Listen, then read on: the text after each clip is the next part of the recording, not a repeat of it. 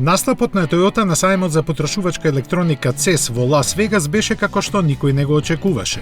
Имаше автомобили и роботи, но најголемата новост беше презентацијата на градот на иднината, што јапонската компанија сака да го изгради.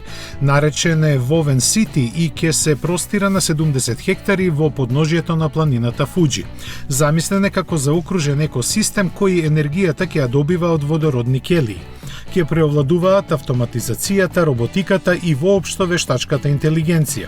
Градот го осмисли данскиот архитект Бjarke Ingels, кој е воодушевен од идејата за целосно поврзана заедница без штетни емисии. Дури и материјалите за зградите ќе бидат еколошки и ќе се базираат на дрво, а покривите ќе добијат соларни панели.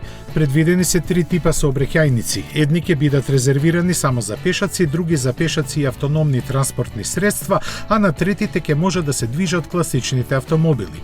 Стартот на изградбата е планиран за идната година, а кога ќе биде завршен и колку ќе чини не се знае. Во него ќе живеат истражувачи на Toyota и нивните семејства кои новите технологии ќе ги тестираат во своите домови. На почетокот ќе вселат околу 2000 луѓе кои ќе ги пречекаат куќни роботи и посебни сензори кои ќе го нагледуваат нивното здравје. Toyota наведе дека е отворена за партнерство со други компании кои сакаат да го користат овој проект како основа за тестирање на нови технологии.